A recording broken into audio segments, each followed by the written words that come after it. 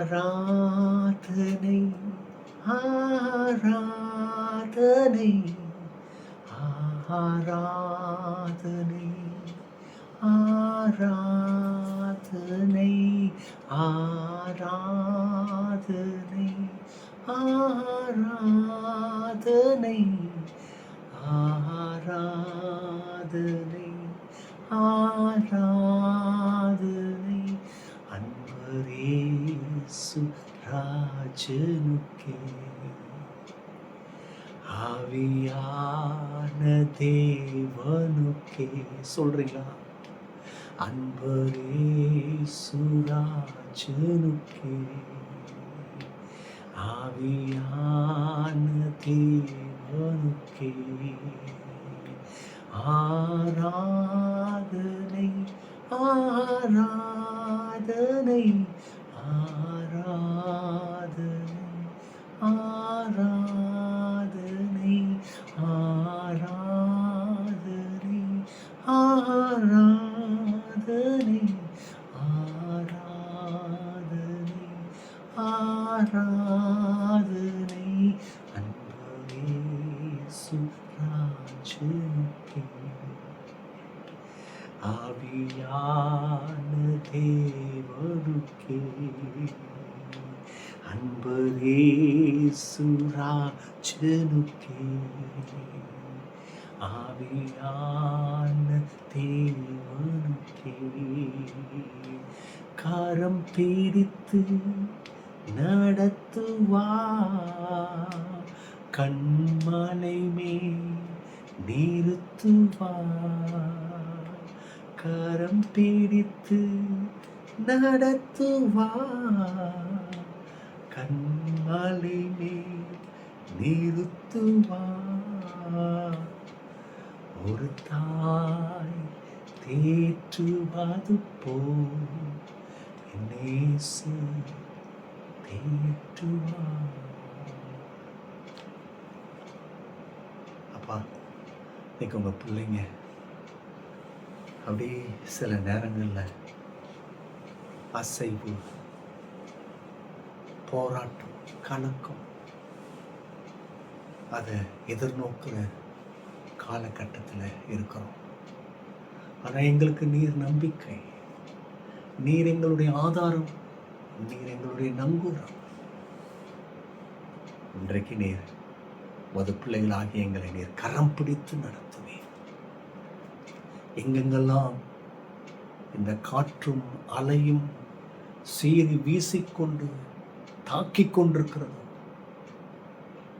நீ அதை அதட்டுவீர், அடக்குவீர், அமைதிப்படுத்துவீர். உமது கரத்தில் நீர் நடத்துவது நிச்சயம். செய்து தாங்கப்பா. இப்பொழுது உமது வார்த்தையில எங்களை போஷிங்க. ஆமென், ஆமென். யோசுவா 3:7 இன்று அவர்கள் கண்களுக்கு முன்பாக உன்னை மேன்மைப்படுத்துவேன். சர்வவல்ல தேவன் யோசுவாவை பார்த்து சொல்றாரு. ஏன் சொல்றாரு?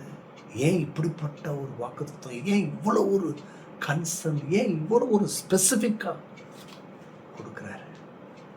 இந்த யோசுவா செகண்ட் லீடர். மோசே பீரியட் முடிஞ்சிருச்சு. இப்போ யோசுவா. அநேக மக்களுக்கு இந்த யோசுவாவை ஏற்றுக்கொள்ள முடியல. மோசே இருந்திருந்தா என்னமும் செஞ்சிருவாரு, நம்மக்கிட்ட திட்டும் வாங்குவார், செஞ்சு முடிச்சிருவார். இந்த மனுஷன் என்ன செய்ய போகிறான்? நம்மகிட்ட திட்டு தான் வாங்க போகிறான், படாத பாட்டு தான் போட போகிறான். இதுவரை ஒன்றும் பெருசாக செஞ்சிடலையே. ஏதாவது வியந்து போகிற அளவுக்கு இதுவரை ஏதாவது செஞ்சுருக்கிறாரா? ஒன்றும் இல்லை, ஒரு அறிகுறி இல்லை. இன்னொன்று, நிறைய பேர் யோசுவை பற்றி தெரியும். இந்த நூனியின் குமார், அவங்க குடும்பம்னா தெரியும், ஒன்றும் பெருசாக அப்படின்னா. இப்படி கண்ணில் எடை போட்டு யோசுவாவை அநேகர் அவமதிக்கிறாங்க. இந்த யோசுவானால என்ன நடக்க போகுது, நமக்கு லாபம் இருக்கான்னு பார்க்குறாங்க. ஆனால் கர்த்தாதி கர்த்தர் அதை கவனிக்கிறார். நல்லா கவனிங்க. இன்னைக்கு நமக்கும் கூட எந்த இடத்துல எதிர்ப்புன்னா சொந்த வீட்டில் தான். சொந்த வீட்டாரை ஏற்றுக்கொள்ள மாட்டாங்க. அதுவும் ஊழியத்தில் இருக்கிறவங்கள இல்லையா, அநேக முறை நான் அதை ஃபேஸ் பண்ணியிருக்கிறேன் இல்லையா. ஊழியக்காரன்ற அந்த ஒரு விஷயத்துக்கு அந்த ஒரு சிறிய கனத்தை கூட கொடுக்க மாட்டாங்க பாருங்க. ஆனால் கர்த்தர் என்னை கனப்படுத்துகிறார், நடத்தி கொண்டிருக்கிறார், இன்னும் நடத்துவார். ஆனால் இன்னும் அடுத்த விஷயத்தில் பார்த்தீங்கன்னா, சில பேர் குடும்பத்தில் கொஞ்சம் லீஸ்டாக இருப்பாங்க. ஏதோ வேலையிலையும் எக்கனாமி கண்டிஷனை வச்சு தானே இவங்க வேல்யூ போடுறது. என்ன அப்படியே தான் இருக்கிறாங்க அப்படின்னு. ஆனால் கவனிங்க, உங்களுக்கு அது பெரிய அவமானமாக இருக்கும். சில இடத்துக்கு கூப்பிடுவாங்க, சில இடத்துக்கு கூப்பிட மாட்டாங்க. ஏன்னா அப்படிப்பட்ட தகுதி இல்லை, அப்படிப்பட்ட அந்தஸ்து இல்லை. சில பேர்கிட்ட இன்ட்ரடியூஸ் பண்ணுறதுக்கே யோசிப்பாங்க, என்ன பெருசாக இருக்குது, என்னத்தை சொல்லி எனக்கு தான் அவமானம். அப்படிப்பட்ட சூழ்நிலையில் இருக்கிறீங்களா? உங்களுக்கு வர வேண்டிய மரியாதை, உங்களுக்கு வர வேண்டிய கனம், உங்களுக்கு கொடுக்க வேண்டிய நன்மை, உங்களுக்கு வர வேண்டிய நன்மை, இதெல்லாம் தராமல் உங்களை நிராகரித்து, உங்களை உதாசனப்படுத்தி, உங்களை தூக்கி வீசி இருக்கிறாங்களா? கவலைப்படாதீங்க. கர்த்தர் சொல்கிறார், today I will begin to exalt you in the eyes of all Israel.